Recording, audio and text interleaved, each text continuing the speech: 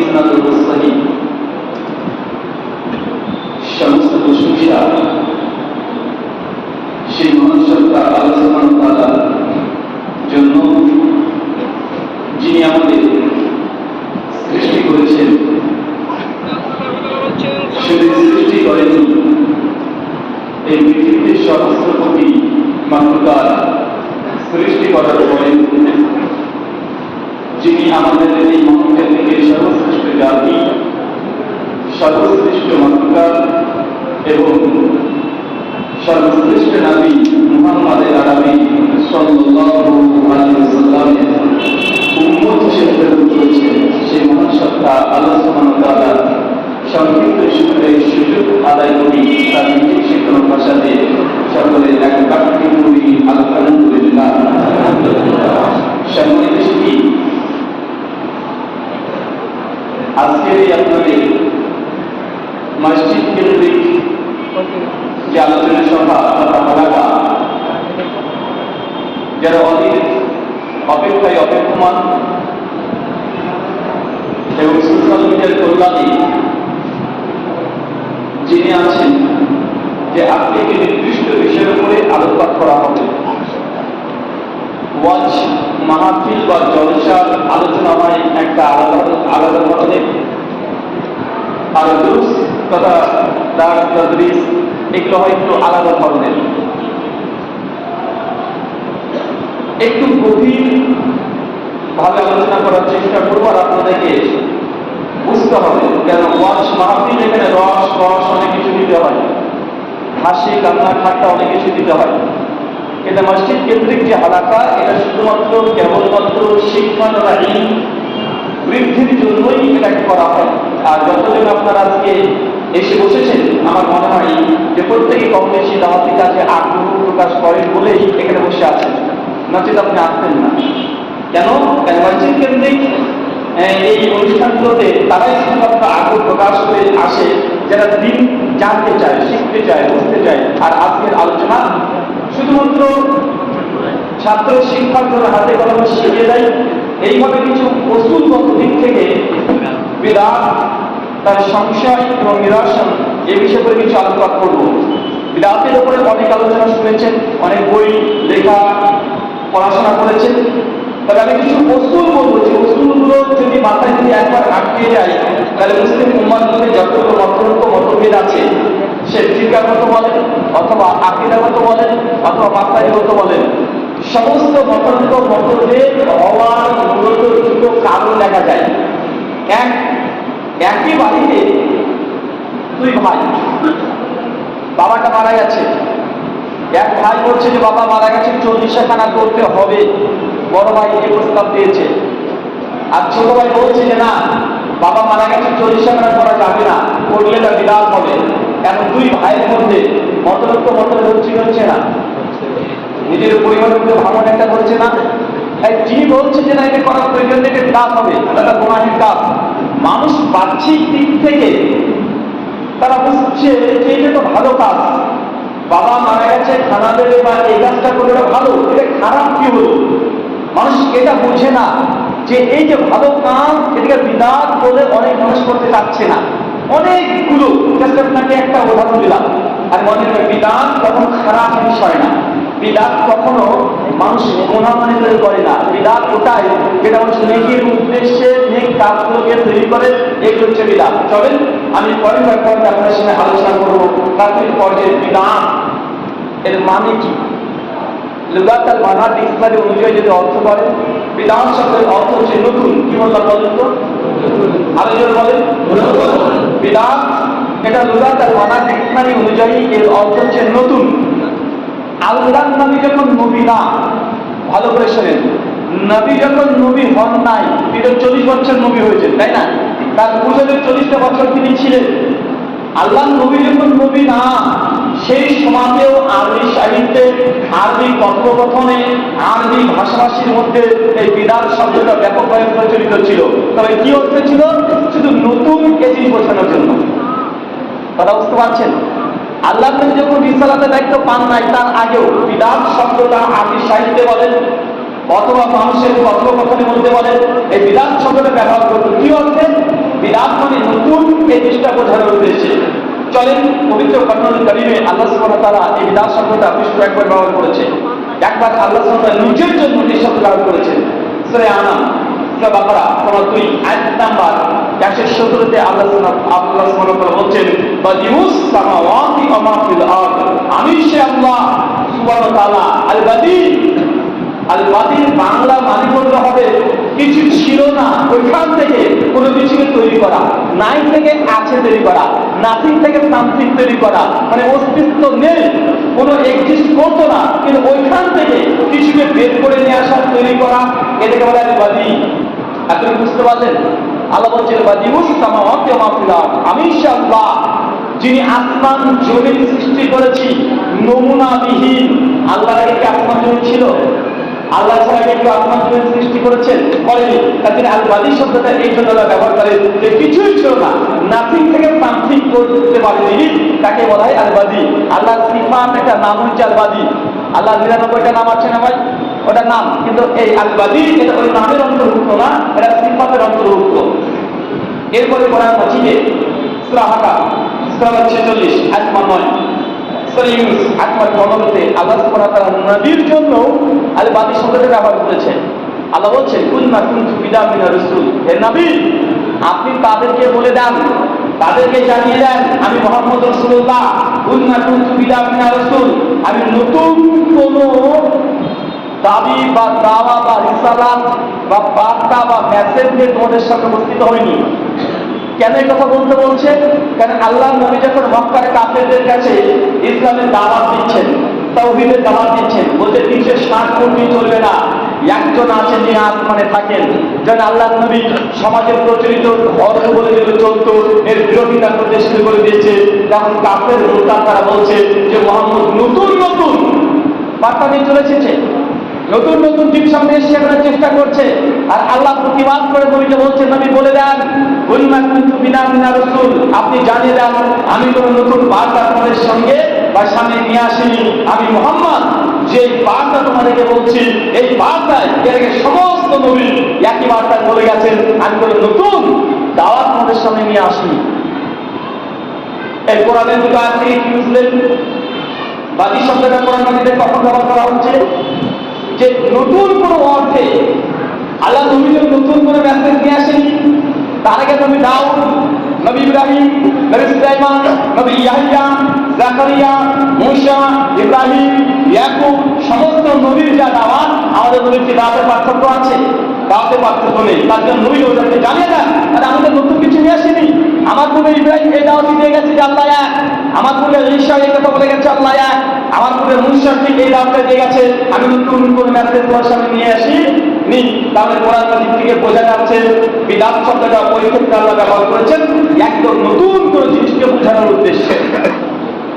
এরপর আল্লাহ নবী যখন নবী হয়ে গেলেন, রাসূলকে যখন আসমান থেকে ওহী নিয়ে দায়িত্ব দেওয়া হলো যে আপনি আজ থেকে নবী আজ থেকে রাসূল, তখন আল্লাহ নবী আলাইহিস সালাম এই বিদাত শব্দের মানেটাকে পরিবর্তন করে দিলেন।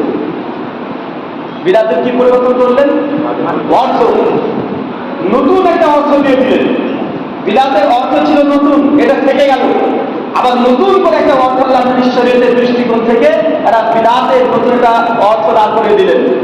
যেটা সহিহ মুসলিম হাদিস মানে 1718 আমাদের আয়েশা রাদিয়াল্লাহু আনহা তিনি বলছেন যে আল্লাহ রাসূল বলতে শুনেছি মান আমিলা আমালান লাইসা আলাইহি আমরুনা ফাহুয়া, কোন ব্যক্তি এমন কোন আমল করলো যে আমল নবীর আমল নেই, আদেশ নেই, ফাহুয়া সেটা বাতিল। তার মানে এই হাদিস দ্বারা নবীর দ্বারা বিদাত শব্দের নতুন একটা ব্যাখ্যা দান করে দিলেন। কঠিন হচ্ছে মনে হচ্ছে না? এটা বুঝিয়ে দিই। নামাজ এটা তো ফার্সি শব্দ, তাই না? নামাজের আরবি কি?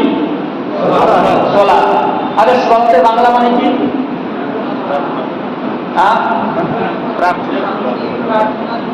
দোয়া। সালাতের বাংলা কি হচ্ছে? প্রার্থনা করা বা ধরেন দোয়া, আমরা যেটা বহু প্রচলিত ভাবে ব্যবহার করি। আচ্ছা, সালাত মানে যদি দোয়া হয় তো 5 ওয়াক্ত আল্লাহ চাকরির সালাত, তোমরা সালাতকে প্রতিষ্ঠা করো। এখন লুকাতার মানা অনুবাদ যদি করি যে তোমরা দুয়াকে প্রতিষ্ঠা করো, আর কেউ যদি ইয়র্থ বুঝে নিয়ে যে আচ্ছা ঠিক আছে 5 ওয়াক্ত নামাজ আমরা এইভাবে করবো না, সে দুয়া করে মসজিদ থেকে বেরিয়ে চলে যাবো, হবে? এই সালাত এই শব্দ নবী যখন নবী না, সেই সময় তো আরব সাহিত্যে আদি ভাষাতে এই সালাত অর্থ হচ্ছে দোয়া অর্থে। কি অর্থে? দোয়া অর্থে, প্রার্থনা অর্থে। কিন্তু আল্লাহ নবী যখন নবী হলেন, এই সালাত এটাকে নতুন একটা রূপ দিয়ে দিলেন যে এর জন্য উঁচু করতে হবে, ওই কিবলা থেকে মুখ করে দাঁড়াতে হবে, তারপরে তাকবীর দিতে হবে, এর মধ্যে কোরআন মাজিদ পড়তে হবে, রুকু আছে, সিজদা আছে, পূর্ব তাকবীর থেকে সালাত পর্যন্ত গোটা অংশটা এটা ইসলাম আসার পরে, নবী আসার পরে এই সালাতের বৈশিষ্ট্য ধরন ক্যারিয়া পরিবর্তন করে দিলেন। সালাত মানে দোয়া, এটা থেকেই গেল। এবার কি বুঝতে পারছেন? এই সমস্ত জিনিসগুলো শব্দ দুই ধরনের হয়। একটা লুগাতের মানে, ডিকশনারির যে একটা মানে, আর একটা শরীয়তের দৃষ্টিকোণ থেকে মানে। সালাতের বাংলা মানে করলে হবে প্রার্থনা। যখন আপনি সালাত বলেন কি বুঝলেন? শুধু কি দোয়া করে বুঝলেন, না তাকবীর থেকে সালাম পর্যন্ত বুঝলেন? তাকবীর থেকে সালাম পর্যন্ত ঠিক একই ভাবে বিদাত মানেই নতুন। কিন্তু যখন শরীয়তের দৃষ্টিতে বিধান করবো তখন কি বুঝতে হবে যে নবী যে কাজটা করেনি, সাহাবীরা যে কাজটা করেনি, তাবা তাবেঈনরা যে কাজটা করেনি, কেউ যদি নিজের উদ্দেশ্যে পরবর্তী সময় তৈরি করে, এটা হবে বিদাত। এখন এটা নতুন যে কোনো অর্থ আসবে না। এতটা ক্লিয়ার হয়েছে? তাহলে শব্দের কয়েক রকমের উপায়, যে কোনো ওয়ার্ডে দুই ধরনের উপায়। একটা ডিকশনারি মানে, একটা শরীয়তের দৃষ্টিকোণ থেকে মানে। এখন চলে আমাদের সমাজে দেখবেন কিছু মানুষকে দেখা যায় এবং মানুষের সঙ্গে দাওয়াত দিতে যাবেন, একটা বাধায় বারবার আপনি পড়বেন। সেটা কি জানেন? একজন ভাইকে বলেন যে ভাইজান, এই যে ঈদে মিলাদুন নবী আপনি বলছেন 12 রবিউল আউয়াল, জিনিসটা তো ভালো, নবীর আসে, ভালোবাসা থেকেই করে, টাকা পয়সা খরচ করে, সময় ব্যয় করে, চাঁদা দেয়, রাস্তাতে চলাচল করে, নেকির উদ্দেশ্যে করছে। ওনাকে বলেন ভাইজান, এই যে আপনি ঈদে মিলাদুন নবীটা করছেন, এটা তো বিদাত। ওনাকে বলেন তুমি যেটা আগুন হয়, উনি বলবেন ভাইজান আপনি ঠিকই বলেছেন, আসলে ঈদে মিলাদুন নবী পালন করে এটা বিদাত। আপনি অবাক হয়ে প্রশ্ন করেন ভাইজান আপনি জানেন এটা বিদাত? জি হ্যাঁ, আমরা জানি এটা বিদাত। কেন? তাহলে এটা নবীর যুগে ছিল না, বিদাত। এবার প্রশ্ন করছেন আপনি কেন বলছেন ভাইজান? উনি তখন বলেন দেখো, আসলে বিদাত হলেও সব বিদাত কিন্তু খারাপ নয়। বিদাতের দুটো ভাগ আছে, এটা বিদাতে হাসানা, এটা বিদাতে সাইয়্যা। বলে কি বলেন? কথা বলেন। তার মানে বোঝা যাচ্ছে তাই বলেন না কেন? যদি বলেন মানুষ মারা গেছে 40 কদম করতে হবে, ভাইজান এটা তো বিদাত, ওনারা বলবেন জানি এটা বিদাত, তবে এটা বিদাতে সাইয়্যা নয়, বিদাতে হাসানা, মানে এটা ভালো বিদাত। মানে যত বিদাত আছে, মিলাদ বলেন, কিয়াম বলেন, শাওয়ালের হালাল নিকাহ বলেন, আর আপনার ঈদে মিলাদুন নবী বলেন, যা আছে সবগুলোকে একটা দিকে এসে আটকে যায়। বিদাত তারা স্বীকার করে নেয়, কিন্তু আটকে যায় কোথায়? সব বিদাত খারাপ নয়। বিদাতের দুটো ভাগ আছে, একটা বিদাতে হাসানা মানে ভালো বিদাত, হাসানা মানে কি? ভালো, উত্তম বিদাত। আর বিদাতে সাইয়্যা মানে খারাপ বিদাত, নিকৃষ্ট বিদাত। তার জন্য বলে দেখো, এই যে আল্লাহ নবীর জন্মদিবস পালন করছে, এটা ভালো বিদাত, এটা করলে গুনাহ হবে না। বাবা মারা গেছে 40 খানা দিচ্ছি, এটা ভালো বিদাত, কাজটা ভালো। তার মানে আমাদের মূল সমস্যা বিদাত নিয়ে নয়। মূল সমস্যা কোথায় বলেন তো? কোথায়? তাদের সঙ্গে আমাদের দ্বিমত কি বিদাত নিয়ে না, তাদের সঙ্গে সমস্যা যে বিদাতে হাসানা নিয়ে। আমরা আহলুল হাদিস যারা আছি তারা বলি যে বিদাতে হাসানা বলে কিছুই নেই, আর তারা বলছে না আছে। তো দ্বিমত কি নিয়ে? বিদাত নিয়ে না বিদাতে হাসানা নিয়ে? বিদাতে হাসানা নিয়ে। কারণ আমি যেটাকে বলছি বিদাত, উনি সিলমের বলছেন এটা হাসানা বিদাত, এটা করা যাবে, ভালো কাজ। এটা তো মূল সমস্যা। তাই আমি আলোচনা করবো মূলত বিদাতে হাসানা, এটা কি শরীয়তে তৈরি করা বৈধতা আছে না বৈধতা নেই, এই ছোট্ট একটা পয়েন্টে। আর এই পয়েন্ট থেকে বোঝার চেষ্টা করবেন বিদাতে হাসানা শরীয়ত কি আমাদেরকে আপনাদেরকে তৈরি করার অধিকার বা এখতিয়ার আল্লাহ কি দিয়েছে কি দেয় নাই? টোটাল 6টা পয়েন্ট বলো। কয়টা? 6টা। চাচা বলেন তো বিদাত মানে কি? আমরা বুঝলাম, কাজে আপনাকে বেশি বুঝতে হবে। কারণ আপনাকে কোনো কিছু যদি বিদাত করতে না পারে, আপনি আগে থেকে যান যে এতদিন ধরে করে আসলাম আর নতুন নতুন হুজুর এসে এই জিনিসটাকে বিদাত বলছে না, যে ছোটগুলো আপনাকে মেরে দিলেন মসজিদ দিয়ে বের হওয়া, তোর বাপ আমার পিছনে নামাজ পড়ছে জানিস, আর তুই বড় বড় মাত্রাবাদী করছিস। বিদাত মানে নবী যে কাজটা করেনি, সাহাবীরা যে কাজটা করেনি, তাবা তাবেঈনরা যে কাজটা করেনি, এখন আপনি আমি যদি নতুন ভাবে তৈরি করে করি, এটা আমল ভালো হলেও, নেক আমল হলেও এটা বিদাত হবে। ধরেন একটা ফর্ম দেখো, একটা এক্সাম্পল আপনাকে দিই। আমরা সকলে জানি মসজিদে ঢোকার জন্য দোয়া আছে, জানি না? আচ্ছা, মসজিদে ঢোকার জন্য দোয়া আছে। এখন যদি আপনার এই মসজিদে ধরেন আমি ইমাম সাহেব নতুন নিয়োগ হয়েছি, আমি বললাম দেখুন যখন মসজিদ আমরা প্রবেশ করবো সেই সময় আযান দেওয়ার পরে মুসল্লি সবাই মসজিদের বাইরে দাঁড়িয়ে থাকবেন, আমি ইমাম মসজিদে ঢোকার আগে হাত করে সকলে দোয়া করবো, তারপরে একসঙ্গে মসজিদে ঢুকবো। তা আমাদের ভালো না খারাপ হবে? ভালো ভালো না ভাইজান? আসলে আমাদের এটা একসঙ্গে আমরা মসজিদে ঢুকেছে দোয়া করে সবাই মিলে, তারপরে মসজিদে একসঙ্গে লাইন দিয়ে ঢুকে পড়বো, এটা ভালো নয়?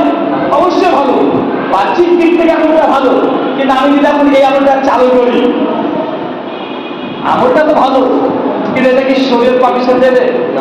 আপনি কি করবেন? কেন? এখন যদি ওই হাদিসটা নিয়ে আসি, কোন হাদিস? ওই যে সুনান আব্দুল্লাহর 1488 নম্বর হাদিস, আল্লাহ বলেছেন, নবী বলে দিয়েছেন, কোন বান্দা যদি আল্লাহর কাছে দুই হাত তুলে মুনাজাত করে, আল্লাহ খালি হাতে ফেরায় না, তো মসজিদে ঢোকার আগে দুই হাত তুলে দোয়া করবো, বাথরুমে ঢোকার আগে দুই হাত তুলে দোয়া করবো, কারণ হাদিস তো ওখানেও আছে। আচ্ছা না ভাই, কথা বলেন? তারপর বোঝা যায় শরীয়তের এখান থেকে এতটুকু, এখান থেকে এতটুক, আর এখান থেকে এতটুক তার করে একটা নির্দিষ্ট কোন বিধান, কোন হুকুম, কোন আমল তৈরি করা যাবে না। আচ্ছা, জেনা কেউ যদি বিবাহিত পুরুষ বা নারী করে, তার হুকুম কি? গজল করে দিতে হবে না? জেনার হুকুম কি? বিবাহিত পুরুষ বা নারী হলে হত্যা করে দিতে হবে একদম। যদি শরীয়ত প্রতিষ্ঠা থাকে তাকে হত্যা করে দিতে হবে। এখন ধরেন কেউ মাতব্বরি করছে, জেনার হুকুম যেহেতু একদম রচন করে দেওয়া, একদম হত্যা করে দেওয়া। এখন সেই বুখারী এবং মুসলিমের একাধিক হাদিস বারবার শুনেছে যে জেনা অনেকগুলো কোয়ালিটি আছে। চোখের জেনা আছে না নাই? আছে না ভাইজান? চোখের জেনা আছে, এবং কেউ চোখের জেনা থেকে কেউ কি দূরে আছে? আল্লাহ নবী বলছেন যে আমার উম্মতের মধ্যে একটা কথা নিশ্চিত থাকবে, যত করে আল্লাহ বলি হোক না কেন, সে জেনা হচ্ছে এই চোখের জেনা। চোখের জেনা প্রত্যেক মুসলমান তাদের আমল নামাতে পাওয়া যাবে। এবং কেউ যদি চোখের জেনা করে বিবাহিত, তাকে হত্যা করে দেবেন কি না? করা যাবে? তাহলে বোঝা যাচ্ছে যে এখান থেকে একটা, ওইখান থেকে একটা দলিল নিয়ে আসলে, একটা আমল দান করিয়ে দিলে সেটা প্রযোজ্য হয় না। এরকম হাজার হাজার আপনাকে প্রমাণ দেওয়া যাবে। তাহলে ওই যে প্রথমে বলেছি, সালাত মানে দোয়া, অর্থাৎ নামাজ পড়ার দরকার নেই, দোয়া করে চলে যাবো। সালাত মানে তো দোয়া, সালাত মানে তো তাকবীর থেকে সালাত পড়ানো নয়। এটা তো নবী আমাদের শিখিয়ে দিয়েছেন যে এটাকে সালাত বলে। সালাতের আবিধানিক অর্থ দোয়া, দোয়া করে চলে যেতে হবে। আসুন এখন আপনাকে দ্বিতীয় একটা অংশ বোঝাবো, বিদাতে হাসানা শরীয়তে জায়েজ নয় কেন। 4 মাযহাবের ফতোয়া। ইমাম শেতাবী রাহিমাহুল্লাহ তার আল মিজানের মধ্যে 163 নম্বর পৃষ্ঠায় তিনি বলছেন, বিদাতকে প্রথম উম্মতের মধ্যে 2 ভাগে ভাগ করে, এক বিদাতে হাসানা, আর এক বিদাতে সাইয়্যা। সেটা ইমাম শাফিঈ কে প্রথম কে ভাগ করে? ইমাম শাফিঈ। ইমাম শাফিঈর আগে, ইমাম শাফিঈ জন্ম করেছে 50 হিজরি আর মৃত্যুবরণ করেছে 204 হিজরি। তার পূর্বে উম্মতে কেউ বিদাতে হাসানা, বিদাতে সাইয়্যা 2 ভাগে ভাগ করেনি। এমনকি খোদ ইমাম আহমদ রাহিমাহুল্লাহ, ইমাম মালিক, ইমাম আহমদ, তারা 3 জন বিদাতে হাসানা সাইয়্যা ভাগ করে তাদের নিকটে কুল্লু বিদাতিন দালালা, প্রত্যেক বিদাত হচ্ছে ভ্রষ্টতা, বিদাতের কোনো ভাগ হয় না। এটা কয় ইমামের মত? 3 ইমামের মত। দেখবেন মুজাদ্দিদ আল-ফিসানি রাহিমাহুল্লাহ শহীদ বলা হয়। মুজাদ্দিদ আল-ফিসানির নাম শুনেন নাই? তার বিখ্যাত গ্রন্থ আছে মাকতুবাত শরীফ। মাকতুবাত শরীফ আছে না? দেখবেন অধিকাংশ জলসাতে ওই যে বই বিক্রি করে না, মাকতুবাত শরীফ পেয়ে যাবেন, মোটা বই। 173 নম্বর মাকতুবাত দেখে নেবেন। পরিষ্কার বলছে যে ইমাম আবুল্লাহর নিকটে বিদাতে হাসানা সাইয়্যা ভাগ করা এটাও বিদাত, মানে এটা সালাফদের মধ্যে কেউ করেছিল না। এখন আমাদের সমাজে হানাফিরা আছে না শাফিরা বেশি আছে? আবার বিদাতে হাসানা ভাগ করে কারা? তারাই ভাগ করছে। তার মানে বোঝাচ্ছে এই মাসালাতে প্রচলিত হানাফি ভাইরা তারা হানাফি নয়, তারা হানাফি ইমাম আবুল কালাম ফতোয়া তারা বর্জন করেছে। 3 নম্বর পয়েন্ট, বিদাতে হাসানা শরীয়তে তৈরি করা জায়েজ নয়। টোটাল 6টা পয়েন্ট বলবো। কয়টা? 6টা। 1 নম্বর পয়েন্ট, বলেন তো দিন তৈরি করা শরীয়ত তৈরি করা, এটা কার হক? কে পারেন? কার অধিকার? হ্যাঁ, আল্লাহ নবী শরীয়ত তৈরি করতে পারবেন? দিন তৈরি করা, বিধান তৈরি করা, শরীয়ত তৈরি কে করতে পারে? একমাত্র আল্লাহ সুবহানাহু ওয়া তাআলা। দিন তৈরি করার ক্ষেত্রে আল্লাহ কোন শরীক নেন না। ইবাদতে যেমন শরীক আল্লাহ করতে চায় না কাউকে, ইবাদতে যেমন শরীক করা যায় না, হারাম শিরক, ঠিক দিন তৈরি করা, বিধান তৈরি করা, আইন তৈরি করা, এটা একমাত্র আল্লাহর হক। আল্লাহ শরীয়ত তৈরি করার ক্ষেত্রে তিনি না ফেরেশতাকে তিনি সহকারে নিয়েছেন, না কোনো মানুষকে সহকারে নিয়েছেন। দিন কি দিবে এটা আল্লাহ তাআলা ঠিক করেন। আল্লাহ এখানে ওই দিন শরীক স্থাপন করে না। দলিল সূরা শুরা আয়াত নম্বর 21 আল্লাহ বলছেন, আমলাহু শুরাকাউ শারাউ লাহুম মিনাদ দ্বীন মা লাম ইয়াযাম বিহিল্লাহ। তাদের মধ্যে কি এমন কোন পাশে এমন কোন দেবতারা আছে যারা নিজেরা নিজেদের জন্য দিন তৈরি করে, শরীয়ত তৈরি করে, বিধান তৈরি করে, মা লাম ইয়াযাম বিহিল্লাহ, অথচ আমি আল্লাহ তাদেরকে এই এখতিয়ার দিই নাই। আল্লাহ যখন ফেরেশতা আদম আলাইহিস সালামকে যখন তৈরি করলেন, ফেরেশতাকে বলছে, ফেরেশতা আমি তো আদম তৈরি করবো, ফেরেশতা আল্লাহ কি দরকার এটা খোনাখুনি রক্তাক্ত করে দিবে, আল্লাহ কি তাদের পরামর্শ নিয়েছে? কথা বলেন না।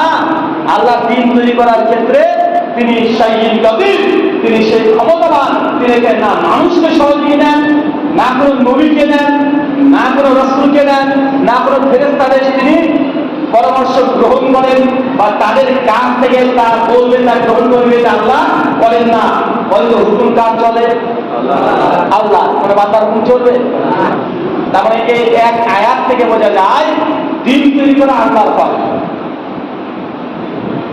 আল্লাহ বাদ দিয়ে কেউ যদি বিধান তৈরি করে এটা কি হবে? এটা কি হবে? শিরক। কেউ যদি আল্লাহর কোরআনের বিধান বাদ দিয়ে মানব রচিত বিধান মানে এটা কি হবে? এটা শিরক হবে। তাই এখানে শরীয়তে দিন তৈরি করা আল্লাহরই হক, আল্লাহর কোনো পার্টনারশিপ তিনি নেন না। 2 নম্বর প্রশ্ন এবং 2 নম্বর পয়েন্ট বুঝলাম। আচ্ছা, দিন তৈরি করা আল্লাহর কাজ বুঝলাম, এখন আল্লাহ এই দিনের কাজটি কমপ্লিট করেছেন না ফাঁকা রেখেছেন? যে না আমি একটু অসম্পূর্ণ রেখে দিলাম, পরবর্তী সময় হুজুররা আসবে, হুজুরে এসে এই আমার অপূর্ণ দিনকে সম্পূর্ণ করে দিবে, আল্লাহ কি কোনো ফাঁক রেখে দিয়েছে? ইসলাম কি সম্পূর্ণ না অসম্পূর্ণ? এই প্রশ্ন যদি আজ থেকে যদি 3000 বছর আগে করা হতো, মুসা আলাইহিস কওমের উপরে করা হতো বা ঈসা নবীর উপরে করা হতো, তাহলে তারা বলতে পারতো যে আমাদের দিন অসম্পূর্ণ। কিন্তু মুসলমান নবী মুহাম্মদ রাসূলুল্লাহ চলে এসেছেন, এই দিনটা কি কমপ্লিট নয়? এখন দিন ইসলাম যদি কমপ্লিট হয়ে যায়, বিদাতে হাসানা মানে কি নবীর সাহাবী করেনি, কিন্তু আপনি মনে করছেন ভালো, এই ভালো মনে করে একটা ইবাদত তৈরি করে দিনের মধ্যে প্রবেশ করার চেষ্টা করছেন, ধর্মের মধ্যে প্রবেশ করার চেষ্টা করছেন, তো কমপ্লিট জিনিসে আবার নতুন করে কিছু প্রবেশ করা সম্ভব? তাহলে 1 গ্লাস পানি আছে, একটা বোতলে সম্পূর্ণ পানি আছে, একদম কিনলে পানি আমার টেবিলের সামনে আছে, আপনি আমাকে ভালোবাসেন, রুহুল ভাই এই পানির দাম মাত্র 20 টাকা, আপনাকে ভালোবাসি এই জন্য প্রোটিন নিয়ে এসেছি বা মাজা নিয়ে এসেছি। এখন আপনি এসে আমাকে বলছেন যে ভাই আপনার বোতল আমি ঢেলে দিই, বা বলেন তো বোতলে তো পানিতে সম্পূর্ণ, আপনার ফ্রুটি প্রবেশ করবে? না। হ্যাঁ, প্রবেশ করতে পারে। কি হবে? কিছুটা ফ্রুটি ঢুকবে আর কিছুটা পানি বের হবে। কেন? বোতলটা কমপ্লিট। তাই আপনি এখানে ফ্রুটি যত প্রবেশ করার চেষ্টা করেন এখানে প্রবেশ হবে না। ঠিক ইসলাম হচ্ছে কমপ্লিট।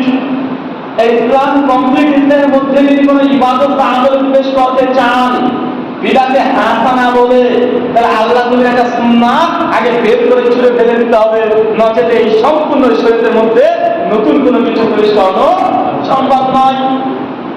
আর এই জিনিসগুলোই ঘটেছে সব জায়গাতে। যেদিন থেকে ফরজ নামাজের পরে মোনাজাত শুরু হয়েছে, ওই দিন থেকে সুন্নাতি জিকির আজকার মানুষ ভুলে গেছে, গেছে কি যায় নাই? যেদিন থেকে বিবাহ 25-এর পরে ওই সমৃদ্ধ দোয়া মোনাজাত শুরু হয়ে গেছে, বিবাহ 25-এর শেষে যে একটা সুন্নাতি দোয়া আছে মানুষ ভুলে গেছে, আছে না নাই? তারপরে বোঝা যাচ্ছে যেখান থেকে সুন্নাত মানে বিরাট ঢোকালে একটা সুন্নাত আল্লাহ তুলে দিচ্ছে। কেন? ইসলামটা কমপ্লিট, এখানে অসম্পূর্ণ কিছু নেই। দ্বিতীয় অংশ বোঝা যাচ্ছে যে দিন ইসলাম এটা সম্পূর্ণ, এটা পরিপূর্ণ। দলিল একটা কোরআনের আয়াত, সূরা মাইদা সূরা নম্বর 5 আয়াত নম্বর 3, আল্লাহ বলছেন আল-ইয়াউমা আকমালতু লাকুম দীনাকুম, আমি দিন ইসলামকে মুকাম্মাল, পরিপূর্ণ, সম্পূর্ণ করে দিলাম। ইসলাম কি সম্পূর্ণ? কিভাবে সম্পূর্ণ করেছেন? ওয়া আকমালতু আলাইকুম নিয়ামতি, আমি ইসলামকে সম্পূর্ণ করেছি যাবতীয় নিয়ামত দিয়ে, যাবতীয় ভালো জিনিস দিয়ে। আল্লাহর দাবি ইসলামকে আল্লাহ শুধু শুধু পূর্ণ করেনি। ইসলামের মধ্যে যত নিয়ামত দেওয়া দরকার ছিল, যত হাসানা দেওয়ার দরকার ছিল, যতটা খায়ের দেওয়ার দরকার ছিল, সমস্ত নিয়ামত হাসানা দিয়ে আল্লাহ ইসলামকে কমপ্লিট করে দিয়েছে। এখন দিনের মধ্যে যদি সম্পূর্ণ হাসানা থাকে, নতুন করে হাসানা ঢোকানোর চান্স কোথায়? পয়সা লক্ষ্য করেছেন না ভাইজান? আল্লাহ দাবি কি ইসলামকে এমনি সম্পন্ন করেছে না। আল্লাহ বলছেন যত নিয়ামত আছে সব নিয়ামত দিয়ে আমি আজকে ইসলামকে সম্পূর্ণ করে দিলাম। এখন আমার মতো হুজুর যদি বলে না সবই ঠিক আছে, তো নবীর মিলাদুন নবী এটা নবী দিয়ে যায়নি, আমি হুজুর তৈরি করলাম, ভাই জায়গা আছে? আর যদি বলে না ধোকা বলতো আল্লাহর কথা মিথ্যা হবে, আল্লাহর সমস্ত নিয়ামত দিয়েছি, হুজুর বলছে না দেওয়া হয়নি।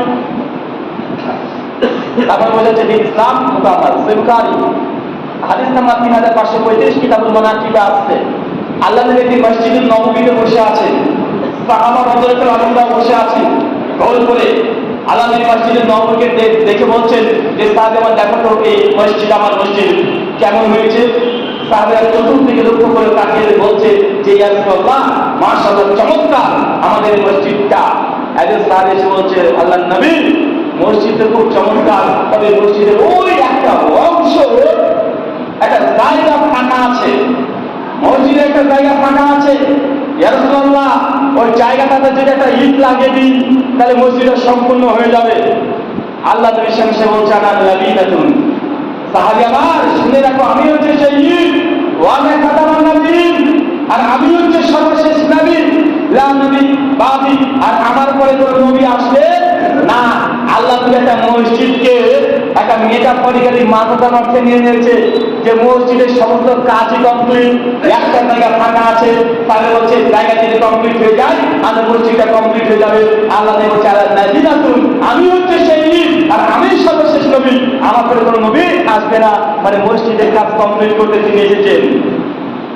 আমাদের ইসলাম কি সম্পূর্ণ না সম্পূর্ণ? কোরআন বলছে, হাদিসও বলছে। দুটো পয়েন্ট বুঝে নিলাম। এক পয়েন্ট বারবার মাথায় রাখবেন, দিন তৈরি করা কার কাজ? আল্লাহর কাজ। প্রশ্ন নম্বর 2, আল্লাহ কি তার হক আদায় করেছে না ফাঁকা রেখেছে? যদি কমপ্লিট আল্লাহ করে দেয় তাহলে কমপ্লিট দিনের মধ্যে নতুন কিছু প্রবেশ করা সম্ভব?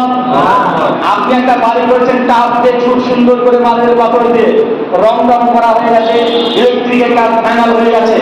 এখন আমি যদি গিয়ে বলি যে ভাইজান আপনি তো এখানে একটা মার্বেল লাগিয়েছেন, গ্রানাইট নেই, গ্রানাইট মানে মার্বেল ছিল ভালো, তাই তো? এটা একটা মার্বেল চাইতে ভালো যদি গ্রানাইট নিয়ে বলি যে ভাইজান আপনার টাইম এটা লাগিয়ে দেন, বা লাগানোর জায়গা আছে, কি করতে হবে? এটা করে তুলে ফেলতে হবে। রাস্তা কমপ্লিট, নতুন করে প্রশ্নের জায়গা নেই। 3 নম্বর একটা প্রশ্ন চলে আসে, সে প্রশ্নটা বুঝলাম হুজুর দিন তৈরি করা আল্লাহর কাজ, হুজুর বলছে না আমারও কাজ, এটা মানে নি হুজুর। দ্বিতীয় প্রশ্ন চলে আসলো কি আল্লাহ দিন কমপ্লিট করেছে, আল্লাহ বলছে কমপ্লিট করেছে, হুজুর বলছে না কহেনি আল্লাহ, আমি একটু মাতব্বাহি করে অনেক কিছু দিনের মধ্যে হাসানা মানে ঢুকিয়ে দেবো, ঢুকে দিয়েছে। 3 নম্বর প্রশ্ন আসতে পারে, আচ্ছা নবী রাসূল তাদের কাজ কি? দিন তৈরি করা না দিন প্রচার করা? আল্লাহ বলেন না, এই পয়েন্টটাকে মনে রাখবেন। নবী রাসূলের কাজ দিন তৈরি করা নয়, দিন প্রচার করা। রাসূল বাংলা মানে কি? রাসূলের বাংলা মানে কি? বার্তা বাহক। রাসূলকে ইংলিশে কি বলে? মেসেঞ্জার, মানে বার্তা বাহক। ফেসবুকে মেসেঞ্জার আছে না? তো রাসূলের ইংলিশে যে মেসেঞ্জার, বার্তা বাহক। বার্তা কার? আল্লাহ না নবী? আল্লাহ। নবী যদি দিচ্ছেন তাকে বলা হচ্ছে মেসেঞ্জার বা রাসূল। এখন রাসূলের কাজ যদি দিন প্রচার করা হয়, প্রশ্ন যদি আসে রাসূল কেমন দিন তৈরি করতে পারে? পারে পারে না। একটা কোরআন, একটা হাদিস। আবার একটা দিন কোরআনের আয়াত, সূরা ইউনূস 10:15। আলমগীর বসে আছেন। এই মতো পরিস্থিতিতে মক্কার কাফেররা নবীর কাছে চলে এসেছে। বড় বড় কাফেররা এসে আল্লাহ নবীকে বলছে, ওয়া ইতিল কোরআনি গায়রি হাদা, হে নবী মুহাম্মদ রাসূলুল্লাহ, আপনার উপরে যে কোরআনটা অবতীর্ণ হয়েছে এই কোরআনের পরিবর্তে অন্য একটা কোরআন নিয়ে আসেন। চাচা কে বলছে বলেন তো? কাফেররা। কাকে বলছে? আমাদের নবীকে। কি প্রস্তাব দিচ্ছে যে মুহাম্মদ রাসূলুল্লাহ, আপনার উপরে যে কোরআনটা অবতীর্ণ হচ্ছে খুব কঠিন, আমরা মানতে পারছি না। আরে কোরআনের না আসে আমাদের বিরোধীদের জন্য চলে আসে, আপনাকে নবী মেনে নেব, তবে আমাদের শর্ত ওয়াইদিনী কোরআনে গায়রি হাদা, এই কোরআনের পরিবর্তে নতুন একটা কোরআন নিয়ে আসেন, তাহলে আপনাদের নবী হিসেবে মেনে নেব। ভারতে কিছুদিন আগে কি অসুবিধা ছিল না, 26খানা আয়াতকে পরিবর্তন করতে বলছিল। আরে এই দাবিটা আমাদের 1400 টাকা কাফেররা করেছিল। এই দাবি করেছিল যে কোরআনটাকে চেঞ্জ করে দাও, আল্লাহ নবী কোনো কথা বলছে না। একটু আর কাফেররা দ্বিতীয় প্রস্তাব দিচ্ছে, যদি কোরআনকে পরিবর্তন করতে না পারেন তাহলে কোরআনের মধ্যে কিছু কিছু অংশের পরিবর্তন করে দেন, গোটা দরকার নেই, মানে আমাদের মনের মতো কিছু কিছু পরিবর্তন করে দেন। মানে প্রথা এটাকে তুলে দেন, জারিফিকাত করে ঘুরতে পারি এরকম কিছু আয়াত দিয়ে দেন। নামাজ ধরে 5 বার না হলে সপ্তাহে দিন জুমা হয় এরকম আয়াত দিয়ে দেন। এটা তো আপনার মন বলে, তাই না?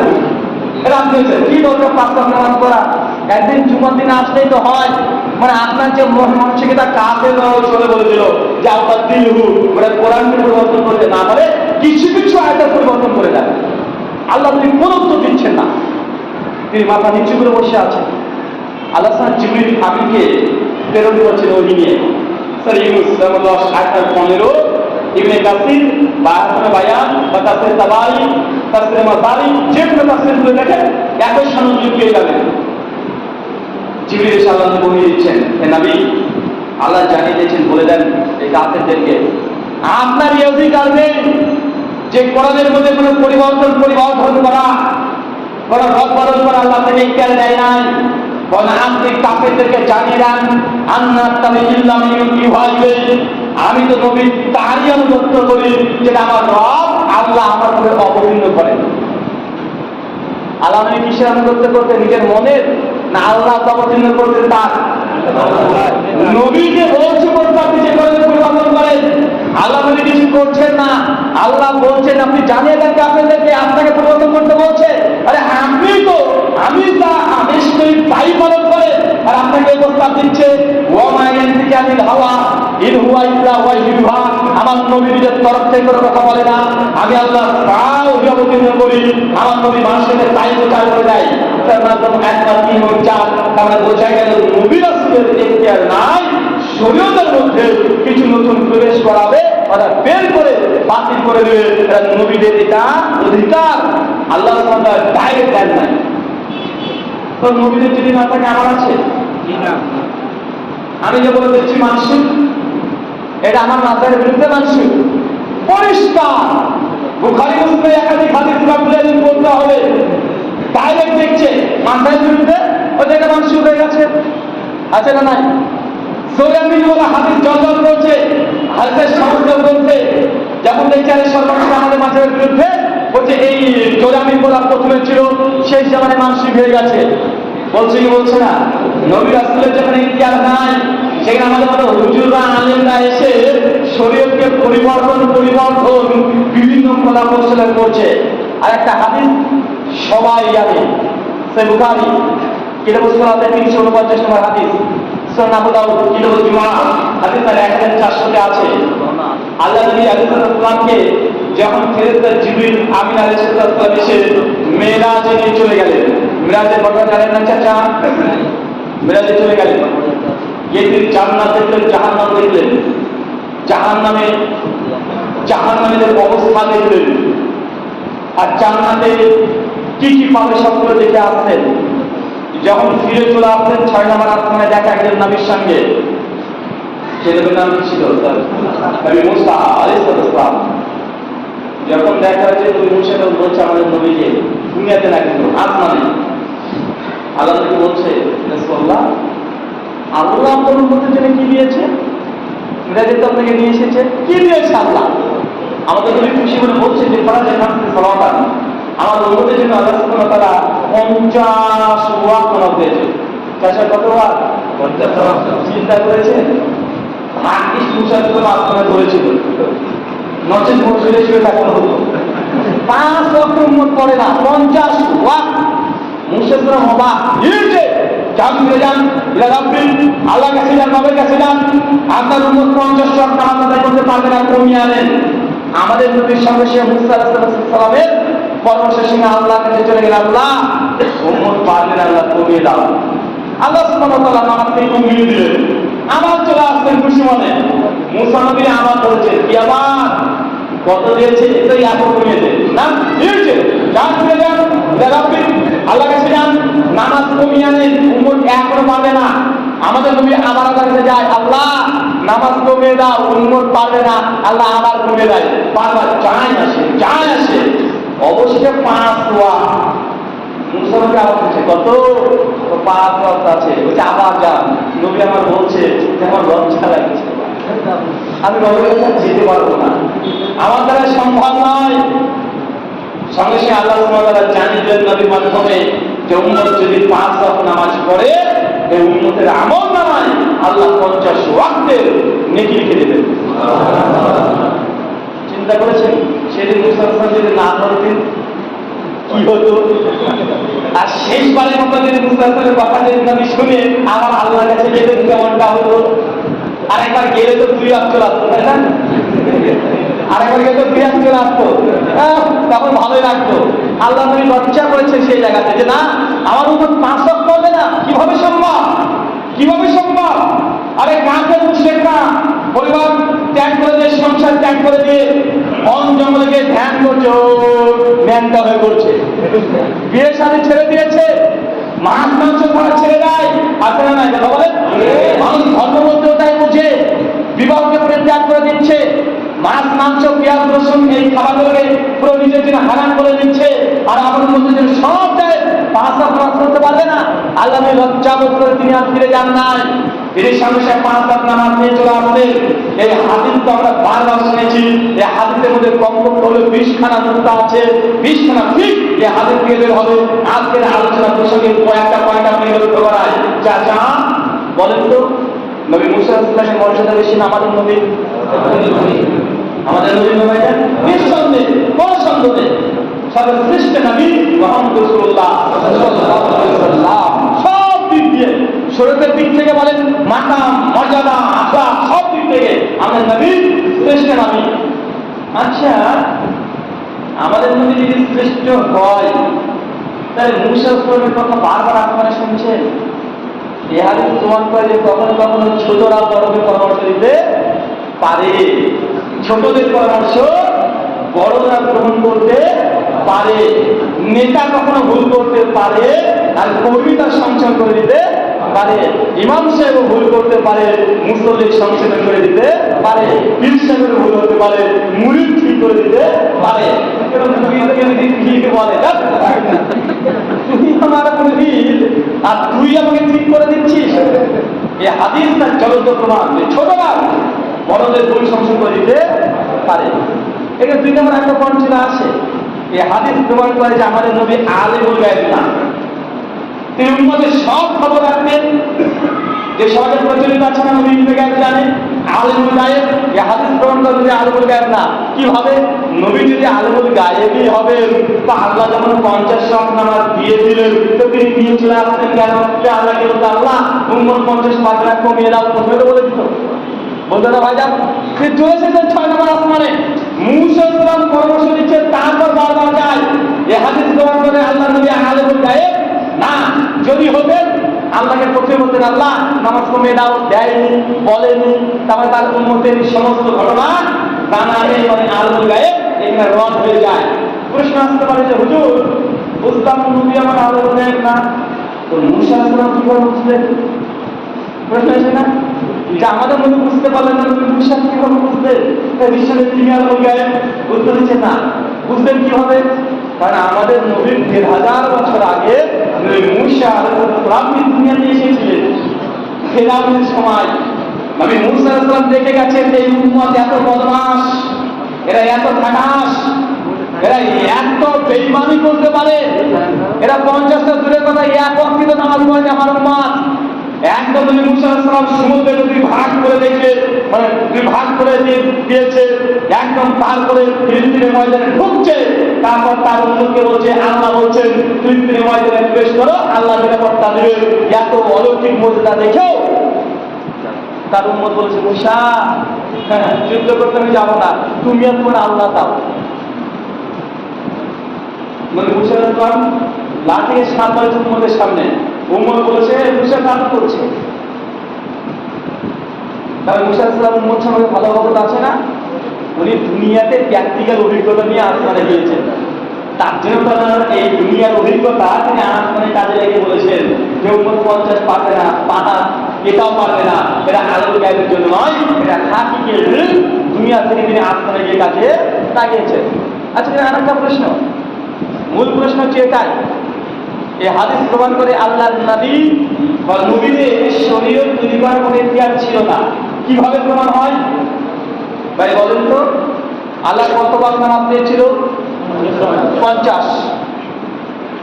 নবীর যদি ইতিহাস থাকে, শরীয়তে কিছু বাড়াবে অথবা কমাবে, তো আসমানের নবীর 2 জন নবী একত্রিত পরামর্শ করে 50কে কমিয়ে 5 দিনে টানতো, বারবার আল্লাহ কাছে যাওয়ার কি দরকার ছিল?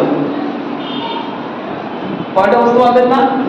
নবীর যদি একটা থাকে যে শরীরে বাড়াবে অথবা কমাবে, নিজেই কমে দিত, বারবার আল্লাহ কাছে যায়, আল্লাহ কমে দাও, বারবার যার কি প্রয়োজন ছিল। কারণ নবীদের এই অপরিণতি ছিল না যে আল্লাহ 50 দিলে আর তুমি হুজুর এসে 5 করে দিলে, নবীর ইতিহাস ছিল না। তার জন্য বারবার আল্লাহ কাছে গিয়ে নামাজকে কমিয়ে আনতে হচ্ছে।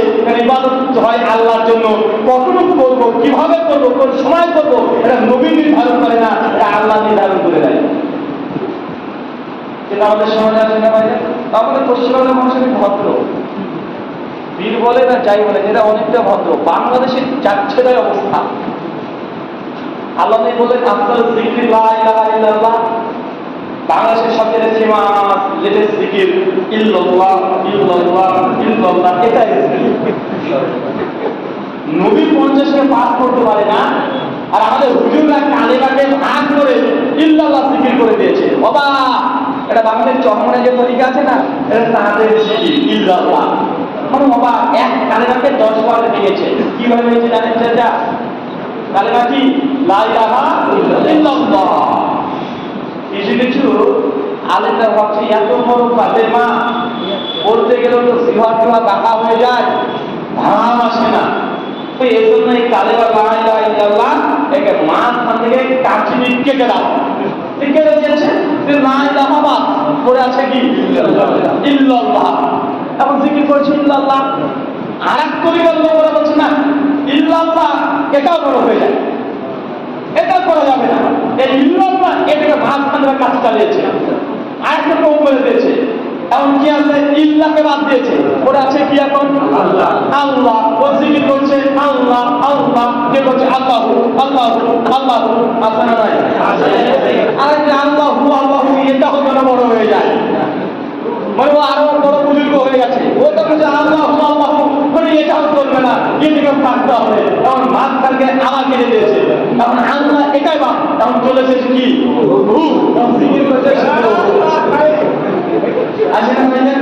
দেখবেন আপনি একবার সাপ করেন জিকিরের কি মানে কি যে। আর আমাদের তাহেরি বাবা তো আছে,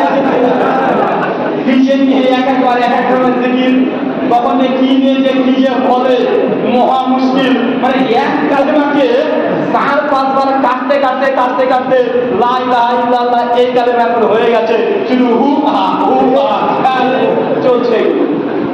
কারণ আমরা সাধারণ আমাদের মধ্যে হুজুর আমাকে ওজিফা দিয়েছে, পীরের কাছে মুরিদ হয়েছে, পীর সাহেব বলে দিয়েছে প্রতিদিন সকালবেলাতে যখন জিকির করবি কি হবে? এই বলবি লা ইলাহা ইল্লাল্লাহ, মানে পদ্ধতি এটা। এই বলে লা বলে ডান দিকে ঘুরবি, ইল্লাল্লাহ একটু উপরে তাকাবি, তারপরে আবার নিচে তাকাবি, মানে এইভাবে জিকির করতে থেকে কলব পরিষ্কার হয়। এটা কারা তৈরি করেছে? এরা হুজুরা তৈরি করে দিচ্ছে। আবার বলছে যে আমি এইভাবে নবী ওজিফা জিকির দেয় নাই, তবে এটা বিদাতে হাসানা, নেক খেলা, হুজুর যা তৈরি করে তাই হাসানা। আমি বলেছিলাম যে বিদাতে সাইয়া কোন করে ভাই? দুনিয়াতে বিদাতে সাইয়া বলে কিছু আছে? বিদাতে সাইয়া করে শুধু বলে বিদাত দুই ভাগে ভাগ, আর বিদাতে হাসানাটা বিদাতে সাইয়া। তোকে বলেন যে বিদাতে সাইয়া দুটো ধরন দিয়ে, তো দুনিয়াতে বিদাতে সাইয়া কোনটা বলতে পারবে না, কেন নাই? কারণ ওরা যাই তৈরি করে সেটাই হাসানা হয়ে যায়। 3 নম্বর পয়েন্ট কি বুঝলাম? শরীয়ত তৈরি করা কার কাজ? আল্লাহ। আল্লাহ কি শরীয়তকে কমপ্লিট করেছে? করেছে। নবীদের কাজ কি করা? দিন তৈরি করা, প্রচার করা, দিন প্রচার করা। নবীদের কি এখতিয়ার আছে দিনের মধ্যে কিছু প্রবেশ করানো? না। নবী 50কে পাস করতে পারে না। ও হুজুর কত বড় বড় কুমির শুধু ইসলামে ঢুকে দিচ্ছে। 4 নম্বর একটা প্রশ্ন আসে, এবার বুঝলাম নবীর কাজ দিন প্রচার করা, তৈরি করা নয়। তাহলে নবী মনে হয় আমাদেরকে সম্পূর্ণ ইসলাম থেকে দিয়ে যায়নি, কিছু গোপন করেছিলেন, বা কিছু ভুলে গিয়েছিলেন, বা কিছু এমন কিছু জ্ঞান শরীয়ত তিনি বলে গেছেন যেটা উম্মতকে বলেনি, বিশেষ বিশেষ ব্যক্তিকে বলে গেছেন। কেন এই আকিদের সমাজে নেই? আছে। যারা শিয়া তারা দাবি করে যে আল্লাহ নবীর ওপরে 90 পারা কোরআন অবতীর্ণ হয়েছিল, 30 পারা তিনি উম্মতকে দিয়ে গেছেন, আর 60 পারা হযরত আলীর কলমে দিয়ে গেছেন। আর আলীর কাছ থেকে আহলে বায়াত পেয়েছে 12 ইমামের কাছে আছে। কেন বাংলাদেশের মমতাজ বলে না কোরআন হচ্ছে 90 পারা, 30 পারা জাহেরি আর 60 পারা বাতিনি? ভাই কথা প্রচার আছে না নাই? 30 পারা জাহেরি মানে যে কোরআন হচ্ছে আছে, আর 60 পারা বাতিনি মানে গোপনে আছে, ওই মানে কেউ জানে না। তারপরে যাই করুক বাউলরা বিষয়ে কথা বলে।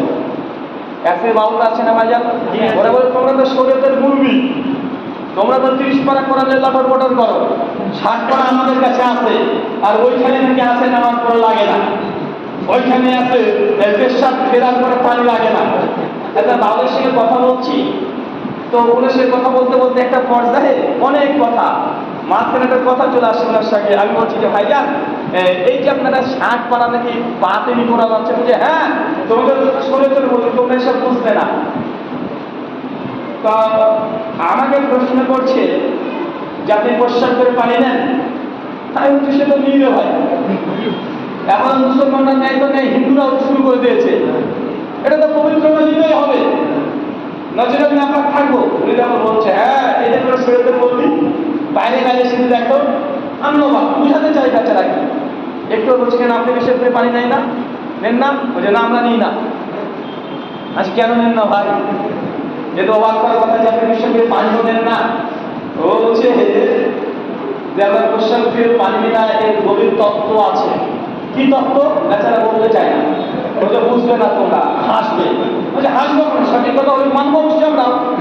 বলছে আল্লাহ নবীর নাতি হাসান আর হোসাইন কারবালায় শহীদ হয়ে যায়, শেষে এক বোতল পানি পায় না খেতে, পানির জ্বালায় ছটফট করে মৃত্যুবরণ করে।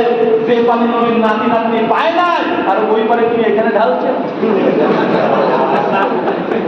চিন্তা করেছে ওটা যে পানির জন্য ছটফট করেছে নবীর নাতি, নাতির আপনারা ছটফট করে মারা গেছে, পানি পায় নাই, আর তোমরা শরীর ধরে বলবে সেই পানি নড়তে এই জায়গাতে ঢালছেও, লজ্জা হয় না? তার জন্য ওই পাগল বাউল ফকির ও হচ্ছে পেশাবকে পানি নেয় না। আমি তখন বললাম যে ভাই বুদ্ধি তো ভালোই, তো আমি তাকে দিতে বসে বললাম ভাই হাগু করার পরে কি পানি, ওটা কি পানি নেন না? এই যে বললাম না ওরা বুঝবে না, উঠে চলে যায়। মানে শরীয়তের মধ্যে এই ইসলামের মধ্যেও অনেকগুলো দল আছে তারা বিশ্বাস করে যে কোরআন হচ্ছে 90 পারা, 30 পারা আমার এটা আছে, 60 পারা বাতিনিতে আছে। একই কি সঠিক না? দলিল আমাদের আয়েশার একটা হাদিস আছে, সে বুখারী কিতাবুত তাফসীর হাদিস 4855। আমাদের আয়েশা বলছেন ওমান হাদাসা কানা মুহাম্মদ সাল্লাল্লাহু আলাইহি সাল্লাম কাতামা ফাকাদ কাযাব, যে ব্যক্তি বলবে আল্লাহর শরীয়তের একটা আয়াতকে গোপন করেছে ফাকাদ কাযাব, এই ব্যক্তি এক নাম্বার টাকা মিথ্যা। কে বলছে বলে আমাদের আয়েশা বলছে। কি বলছে? যে ব্যক্তি বলবে নবীর শরীয়তে কোনো কিছুকে গোপন করেছে কাতামা ফাকাত কাতাম, এরা কি মিথ্যুক। তার তারা বলছে 60 পারা কোরআন নাকি বাতিল, এরা কি মিথ্যুক কি মিথ্যুক নয়? এরা টাটকা মিথ্যুকে এই নামে ভণ্ডামি সমাজে সবচেয়ে বেশি চলছে। সহিহ বুখারী কিতাবুল হজ হাদিস 1740 আল্লাহ নবী 10,000 সাহাবী বিদায় হজ্জের ভাষণ মৃত্যু 83 দিন পূর্বে, কতদিন পূর্বে? 83 দিন পূর্বে আল্লাহ নবী বিদায় হজ্জের ভাষণ দিয়েছিলেন। 10,000 সাহাবীকে সামনে রেখে যখন সাহাবীকে দেখছেন, আল্লাহ নবী উঁচু জায়গাতে উঠে বলছে সাহাবীকে যে সাহাবী আমার আল্লাহ আল্লাহ তু, আমি কি আল্লাহ যে আমাকে ওহী দিয়েছে, রিসালাত দিয়েছে, আমি কি তোমাদেরকে পৌঁছে দিয়েছি? সাহাবীরা কি বলেছেন? না নবীদের মেয়ে হুজুর এসে দেবে, এরকম কিছু বলেছে? বলছে লা ইয়া রাসূলুল্লাহ, আল্লাহ নবী আপনার নাম অবতীর্ণ হয়েছে, নাম হ্যাঁ নিশ্চিত আপনি আমাকে পৌঁছে দিয়েছেন, কোনো কিছু গোপন রাখে নাই। 10,000 সাহাবী সাক্ষ্য দিচ্ছে, 10,000 সাহাবী বলছে ইয়া রাসূলুল্লাহ আল্লাহ যা অবতীর্ণ করেছেন সব পৌঁছে দিয়েছেন, আপনি কিছু বাকি রাখে আপনি পৌঁছে দিয়েছেন। যখন এই কথা বললেন আল্লাহর সামনে হাতের আঙুলটাকে আকাশে ইঙ্গিত করলেন, শাহাদাত আঙ্গুলকে ইশারা করে বলছেন আল্লাহুম্মা শাহাদ, আল্লাহ তুমি সাক্ষী রাখো। বুখারীতে একবার, মুসলিমে 3 বার আছে আল্লাহুম্মা শাহাদ, আল্লাহ তুমি সাক্ষী রাখো। বুঝা গেল আল্লাহ সব জায়গাতে বিরাজমান। কি বুঝলেন? আল্লাহ কোন দিকে আমরা চলেছে? আসমানে। তার মানে কি বুঝলাম? আল্লাহ কোথায়? আল্লাহ তার আরশের উপরে আছে। এই হাদিসে একটা রূপটা পাওয়া যায়, আল্লাহ আসমানে আছেন এই জন্য আঙুল আকাশের দিকে করছে। আচ্ছা যখন দোয়া করেন কোন দিকে হাত তোলেন চাচা? পশ্চিম দিকে। হ্যাঁ পশ্চিম দিকে না, ওপরে। ওই দিকে ওপরে কেন? মানুষের চিন্তা যে আল্লাহ উপরে আছেন, কিন্তু আমাদের সমাজে কি আকীদা পোষণ করা হয়? আল্লাহ সব জায়গাতে আছে, যত আল্লাহ তত আল্লাহ। মুমিনের হৃদয় থেকে আল্লাহ থাকে কত রকমের আছে, যে তারা বলে যত আল্লাহ তত আল্লাহ, আল্লাহ সব জায়গায় আছে। এমন বলে তো আল্লাহ যে সব জায়গায় থাকে, বাথরুম ঘরে, যেখানে পায়খানাতে প্যান্টের ভেতরে, ওইখানে কি আছে? নাউযুবিল্লাহ জানে। এই আকীদা তো হিন্দুদের, এদের সনাতনী আকীদা। কিতাব পড়ানো বলছে পাশের সর্বভাবে ভাবা, যিনি ঈশ্বর তিনি সব জায়গাতে আছে। এই জন্য তারা গরুর উপাসনা করে, ছাগলের উপাসনা করে, সাপের উপাসনা করে, বট গাছের উপাসনা করে। কেন? বলছে বট গাছ দেখছো, কিন্তু বট গাছের ভেতরে ঈশ্বর আছে। আমরা বট গাছের উপাসনা করি না, ওই বট গাছের ভিতরে ঈশ্বর আছে তার উপাসনা করি। মূর্তির উপাসনা করি না, মূর্তির ভিতরে ঈশ্বর আছে তার উপাসনা করি। এটা কাদের আকীদা? এটাই আল্লাহ সর্বত্র বিরাজমান। সমাজে বলা হয় যে হাদিসে বর্ণনা হয়ে যায় আর রহমান আল্লাহ আরশে ইস্তাওয়া, আল্লাহ তাআলা আরশের উপরে আছে। চাচা কয়টা পর্ব হচ্ছে বলেন তো? 4টে। মনে আছে? জি আছে। এক, দিন তৈরি করা কার কাজ চাচা? আল্লাহর কাজ। আল্লাহ কি কারো শরীক নেই? না। 2, এই দিন আল্লাহ কি কমপ্লিট করেছে না অসম্পূর্ণ করে গেছে? কমপ্লিট। 3, নবীর কাজ দিন তৈরি করা না প্রচার করা? প্রচার করা। 4 নম্বর পয়েন্ট, নবী কি এই কমপ্লিট দিন আমাদের মতো পৌঁছে দিয়েছে না কিছু গোপন রেখে দিয়েছে? পৌঁছে দিয়েছে। এখন নবী যদি সম্পূর্ণ দিন দিয়ে যায় তো বিদাতে আসবে না, আসে কোথা থেকে ভাই? আমার তো মাথায় ঢোকে না। আমি তো মানে একটা জাররা পরিমাণে জায়গাও পাই না যে এত সূক্ষ্মভাবে কমপ্লিমেন্টটাকে করে দেওয়া হয়েছে। এর মধ্যে বিরাট ঢুকে কিভাবে?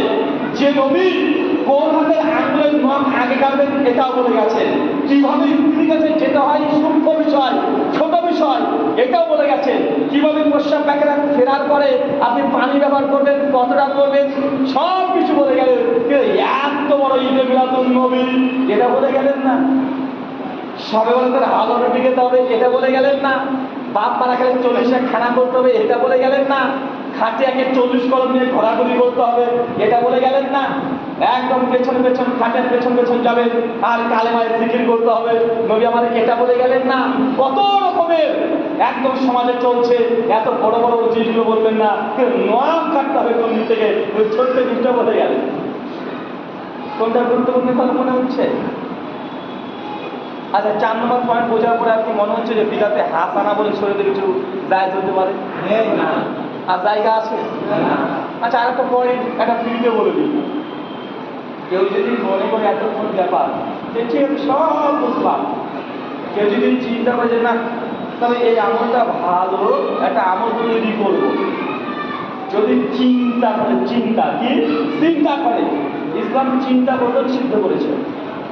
তৈরি করা তো দূরের কথা, কেউ যদি মনে করে যে না মসজিদে ঢোকার আগে সবাই সমিত মোনাজাত করবো বলে কেমন হয়, মানে চিন্তা করাটাও নিষেধ, চিন্তা করাটা হারাম, চিন্তা করতে পারবে না। দলিল একটা কোরআন, একটা হাদিস। সূরা হুজুরাত সূরা নম্বর 49 আয়াত নাম্বার 1, আল্লাহ বলছেন ইয়া আইয়ুহাল্লাযীনা আমানু, হে বিশ্বাসীগণ, লা তুকাদ্দিমু, তোমরা অগ্রগামী হও না। কার? আল্লাহ তাআলা রাসূলের, নবী যা দিয়েছে, নবী যা দেয় নাই, আল্লাহ তা দেয় নাই, তার আগে এগিয়ে যেও না। নবী সারা রাত নামাজ পড়ে নাই, তুমি মাতব্বরি করে সারা রাত নামাজ পড়তে যেও না। বলছেন ভাইজান যে আমাদের ইমাম 40 বছর এশার নামাজের অজু দিয়ে ফজর করেছে।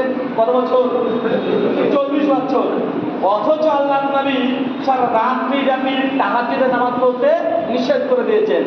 একজন সাহাবী বলেছে রাসূলুল্লাহ সারা রাত তাহাজ্জুদের নামাজ পড়বো। সহিহ বুখারী কিতাবুল নিকাহ হাদিস নাম্বার 563 আল্লাহ নবী বলে দিয়েছেন ফামান রাগিবা সুন্নতি ফালাইসা মিন্নি। শুনো, যে ব্যক্তি সুন্নাতের পরিবর্তে আমল করবে সে আমাদের দলভুক্ত না। আল্লাহ সুবহানাহু কোরআন মাজিদে নবীকে বলেছেন ইয়া আইয়ুহাল মুদাম্মিল, হে আল্লাহ এর চাদর আবৃত ব্যক্তি, রাতের কিছু অংশ ঘুমাও আর কিছু অংশ ইবাদত করো। সারা রাত তাহাজ্জুদ নামাজ পড়া যায় চাচা? কিন্তু যে হুজুর বলছে যে আমার ইমাম সাহেব 40 বছরে এক ওযুতে এশা টু ফজর, বৈষ্ণব প্যাটার্নের কথা বাদ দেন, আমি তো আর এক জায়গায় ধরেছি, আর এইটা আপনি ছুটে পালাতে পারছে না। আপনি শুধু বলছেন যে এর সাথে ফজর প্রশ্ন দেখাতে পারেনি, না হয় অস্বাভাবিক, এটা অস্বাভাবিক কিছু না, বলেনি তো কি হয়েছে। এটা মূল কথা তো ওটা নয়। মূল কথা হচ্ছে এইটা এশার ওযু থেকে যদি ফজর পর্যন্ত যদি নামাজে দাঁড়িয়ে থাকে আর এক ওযুতে, যারা আলেম আছেন তারা জানেন তাহাজ্জুদ নামাজের জন্য শর্ত কি? তাহাজ্জুদের শর্ত আগে ঘুম থেকে উঠে যে নামাজ পড়ে এটাকে তাহাজ্জুদ বলা হয়। তাহাজ্জুদ মানে কি রে ভাই? ঘুম থেকে উঠে যে নামাজ পড়ে।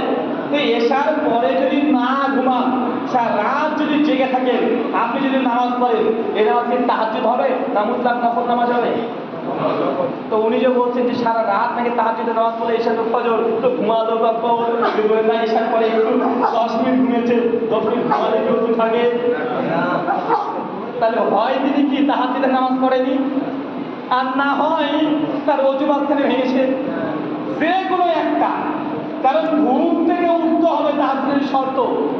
আর ফিকহে হানাফির মধ্যে পরিষ্কার লেখা আছে কেউ যদি সারা রাত জাগ্রত থাকে, মাঝখানে যদি না ঘুমায়, আর এমনি না ঘুমিয়ে যদি রাত্রে যদি নামাজ পড়ে যায়, তাহাজ্জুদ হবে না, নফল নামাজ হবে। তাহাজ্জুদের জন্য ঘুম থেকে ওঠা এটা শর্ত। তো ইমাম আবু রাহমাতুল্লাহ কিভাবে এশাকে ফজর করে দিলেন? এটা কি সম্ভব হবে? না। তাহলে বোঝা যাচ্ছে ইমাম আবু রাহমাতুল্লাহ তাহাজ্জুদের নামাজ পড়েনি, কারণ তাহাজ্জুদের ঘুম শর্ত, আর ঘুমালে আবার ওযু থাকবে না, যেই দিকে যাবি সেই দিকে যা, দলিল কিন্তু আমাদেরই থাকবে। এই জন্য নাকাম বাড়াতে গিয়েছে, নাকাম বাড়াতে গিয়ে ইমাম আবু রাহমাতুল্লাহর নামে মিথ্যা অপবাদ দেওয়া হচ্ছে। এই ঘটনা যে পোস্টমর্টেম করা যায় অনেক লম্বা হয়ে যাবে। আল্লাহ কোরআনে বলছে না তাকদিমু, অগ্রগামী হও না। আল্লাহ তা দেয় নাই, নবী যে আমল করে নাই, বাড়াবাড়ি করতে যেও না। এমনকি যদি হুজুরকে দেখে বলছে তুমি জানো আমার পীর কি করতেন, তো কি করতেন ভাই? বলে এক পায়ে দাঁড়িয়ে 30 বছর তাহাজ্জুদের নামাজ পড়েছে। এক পায়ে দাঁড়িয়ে তাহাজ্জুদের নামাজ পড়ে ডবল দিকে কোনো হাদিস আছে? যদি এই আমল যদি বুজুর্গি হতো তো প্রথম আমল কে করতেন? আল্লাহ নবী করতেন, সাহাবীরা করতেন, তাবাতাবেনরা করতেন, নয়তো তার পীর করেছে। এটা পীরের বুজুর্গি, এক পায়ে দাঁড়িয়ে করেছে। হাসান বসরি আর রাবিয়া বসরি একটা ঘটনা বলছিলাম। হাসান বসরি আর রাবিয়া বসরি, একটা যে নারী একটা যে পুরুষ। হাসান বসরি অনেক বড় আল্লাহর ওলি, রাবিয়া বসরি ইনিও অনেক বড় আল্লাহর একটা নারী ওলি, মানে পীর সাহেবা। তো তো হাসান বসরি কিছু মুরিদ রাবেয়া বসরির বাড়িতে গিয়েছে। বাড়িতে গিয়ে দেখছে যে রাবেয়া বসরি উনি জায়নামাজ এবং আসমানে ভাসিয়ে দিয়েছে। কোথায় বলেন তো? আসমানে ভাসিয়ে দিয়ে, মানে ফাঁকা জায়গায় জায়নামাজ আছে, আলিদার দেখেন নেই ভাই যান, জায়নামাজ রুমে চলে যায়, মানে ওইরকম ভাবে উঠছে আর ওখানে দাঁড়িয়ে নামাজ পড়ছে। হাসান বসরি মুরিদ অবাক, আরে সর্বনাশ, এই মেয়েটা কত বড় আল্লাহ বলি গো, আসমানে উপরে জায়নামাজ দিয়ে নামাজ পড়ছে। ছুটতে ছুটে চলে গেছে হাসান বসরি গেছে যে অমুক গ্রামে একটা আবেদা নারীকে দেখলাম এত বুজুর্গ আসমানে জায়নামাজ ভাসে নামাজ পড়ে। হাসান বসরি তার মুরিদকে নিয়ে বলে তুই চল এবার। উনি চলে গেছেন সমুদ্রের ধারে, মাঝখানে হাত ধারে চলে যাচ্ছে জায়নামাজ দিয়ে, সমুদ্রের পানির উপরে জায়নামাজ ফেলে দিয়েছে, সমুদ্রের উপরে ধারে ধারে নামাজ পড়ছে। এই যে বুজুর্গি এই ঘটনা বর্ণনা করা হচ্ছে চতুর্দিকে। অথচ এটা বিশ্বাস করে হাসান বসরি মৃত্যুবরণ করছে 110 হিজরিতে, আবার রাবেয়া বসরির জন্মগ্রহণ করে 108 হিজরিতে। মানে যখন হাসান বসরি মারা যায় রাবেয়া বসরির বয়স কেবল 2 বছর। এত বড় ওলি হলো কিভাবে রে ভাই, আর দেখলোই কিভাবে? কথা বুঝতে পারছেন না ভাইজান? রোজ 2 বলে দুটো ছুঁয়ে যায়। আর রাবেয়া বসরির জন্মগ্রহণ 108 হিজরি, হাসান বসরি মরছে 110 হিজরি। তো যখন হাসান বসরি মরে যায় শেষে রাবেয়া বসরির বয়স হচ্ছে মাত্র 2 বছর। তো 2 বছর এই কাজটা করেছিল, মানে কেটে দাঁড়িয়ে সব জায়গাতে আল্লাহ নবী এক ধাপ আমরা আগে এগিয়ে চলে যাচ্ছি। তাহলে বোঝা গেল শরীরের মধ্যে নতুন করে ইবাদত তৈরি করবেন, চিন্তা করাও যাবে না। চিন্তা করলে সাবধান, আল্লাহ হুঁশিয়ারি দিয়ে দিয়েছেন, না খবরদার নবীর আগে যেও না। নবী যে কাজ করেছে কলেজে তুমি করতে যাও না, সব জায়গায় হুঁশিয়ারি দিয়ে দিচ্ছে। আচ্ছা, এরপরে কিছু হুজুর শুনবে না,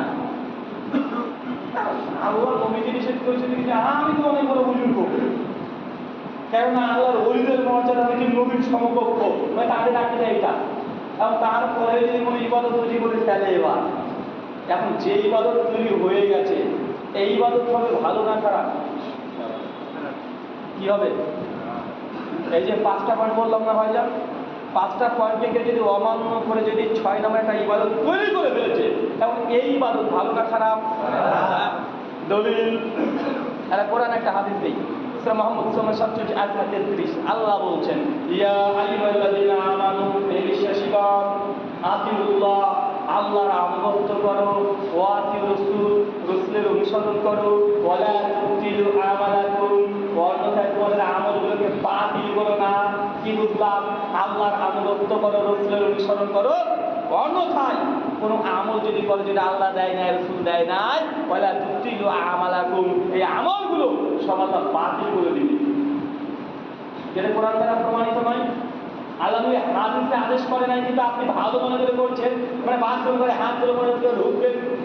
জাস্ট একটু উদাহরণ দিলাম, এটা কি হবে? ভালো আমল না খারাপ আমল? আমল ভালো, কিন্তু করা যাবে। হ্যাঁ, এই আমল কি ওয়ালা তুতিলু আমালাকুম, আল্লাহ যে আমলগুলো বাতিল হয়ে যাবে। সহিহ বুখারী হাদিস 2697, আল্লাহ বলছেন, মান আহাসা ফি আমরিনা হাযা, কোন ব্যক্তি যদি ধর্মের মধ্যে শরীরের মধ্যে এমন কিছু ইবাদত আমল তৈরি করে, ফাওয়ারাত, এই আমলটা কি? বাতিল। যেটা নবী দেয় না, সাহাবী দেয় না, আমি আপনি বুজুর্গি দেখে করি, এই আমল ভালো না খারাপ? খারাপ। নেকি হবে না গুনাহ হবে? গুনাহ হবে। এটা একটা সমস্যা। বা আমল করবো, নেকি পাবো না, ঠিক আছে, গুনাহ কেন হবে? নামাজ পড়া তো ভালো কাজ, ভালো কাজ না হয়ে যায়? হাত তুলে মোনাজাত তো ভালো, ঠিক আছে, বুঝলাম নবী পড়েনি, কিন্তু এই হাত তুলে গুনাহ হবে? এরকম একটা প্রশ্ন আছে না ভাই? আমি ছোট্ট একটা উত্তর দিয়ে বুঝতে পারলেন ভাই, নামাজ পড়া ভালো কাজ না খারাপ কাজ? প্রতিদিন কত রাকাত ফরজ নামাজ পড়েন? 17। জুমার দিন কত রাকাত পড়েন? হ্যাঁ, 15 না? আর কেউ যদি বলে নামাজ পড়া ভালো কাজ, জোহর প্রতিদিন 4 রাকাত পড়ি, আজকে জুমাও 4 রাকাত পড়ে দেবো। কেউ যদি জুমা 4 রাকাত পড়ে নিয়ে আসে, জুমা হবে? চাচা কি বলছে, জুমা হবে? 4 রাকাতকে যদি জুমার নামাজ পড়ে হবে? নেকি হবে না গুনাহ হবে? আরে নামাজ পড়েছে তো, নামাজ পড়া ভালো কাজ নয়? তো নামাজ পড়লে কি গুনাহ হয়? তো জুমা যদি ধুয়ে জেনে চার করে নেকি হবে না গুনাহ হবে? আরে বেটা গুনাহ হবে। তারপরে বোঝা যায় নামাজ পড়লেও গুনাহ হয়। কেন? ওয়ালা তুবতিলু আমালাকুম, নবী যা দেয় নাই, আল্লাহ যা দেয় নাই মাতুব্বারি করতে যায়ও না। আমল ভালো হলেও এই আমলটা গুনাহ হবে, পাপ হবে, এর জান্নাত পাওয়া যাবে না, জাহান্নাম পাওয়া যাবে। চাচা, এক রাকাত নামাজে সিজদা কবার হয়? দুবার। রুকু কবার দেন? রুকু করা ভালো না খারাপ? কেউ যদি মাতুব্বারি করে বলে যে সিজদার মধ্যে দুইবার দিই, আজকে রুকু কবার টুক করে দুইবার মেরে দেবে, নামাজ হবে না বাকি? আরে ভাই, রুকু করা তো ভালো কাজ। তো রুকুকে যদি ডবল টুকটুক করে দুবার দিয়ে যায়, নামাজ হবে না বাতিল হবে? বাতিল হয়ে যাবে। তেমন কি রুকু করা খারাপ? হ্যাঁ, মানে এই পয়েন্টগুলো বুঝে নেন। বিরাটের 14 মুষ্টি বুঝে নেবেন, সবই বুঝলাম বুঝুন। তো নবী জমানে যেটা ছিল না সেটা যদি বিরাট হয়, এই যে ফ্যান, এটা বিরাট। দেখেন আপনি হাত ধরে করেছেন, এটা বিধান। এতগুলো মোবাইল সবগুলো বিধান। মাইকটা বিধান। মসজিদ পাকা উঁচিয়ে ছিল না, এটা বিধান। আল্লাহ নবী হজ করেছে উঠে চড়ে, আপনি আপনার জাহাজে চড়ে, এটাও বিধান। বলে কি বলে না? সংক্ষিপ্ত জবাব, এই ফ্যান, এই মসজিদ, পৃথিবীতে এমন কোনো ব্যক্তিকে পাবেন যে বলেছে দেখো বাবা, কেউ যদি এসি মসজিদে নামাজ পড়ে 5 ওয়াক্ত, তাহলে 50 ওয়াক্তের সওয়াব হবে? আসে?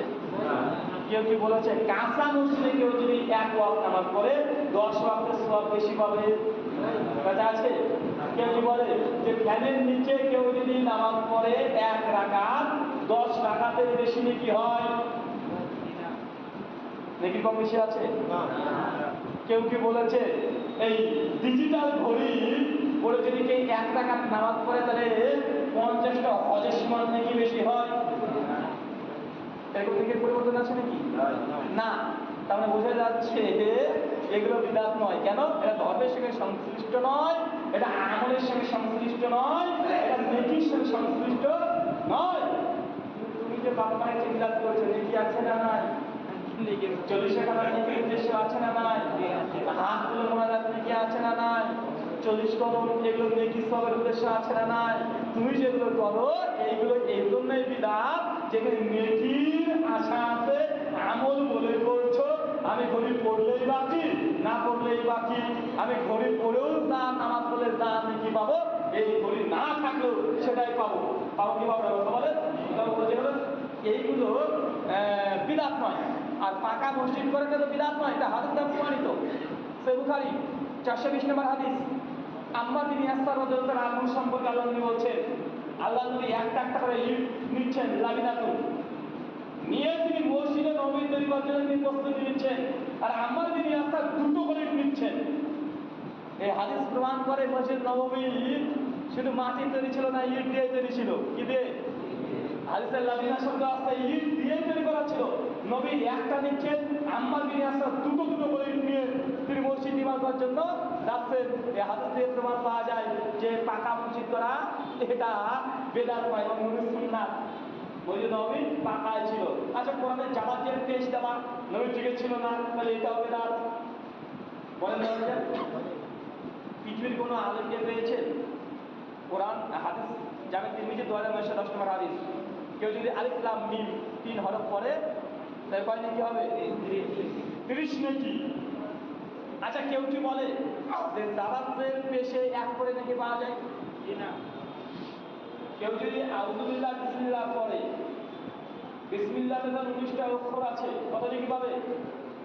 190 নাকি। কিন্তু কেউ কি জামাতের পেশ ধরে কেউ নাকিগুলোকে বাড়িয়ে দেয় নাকি?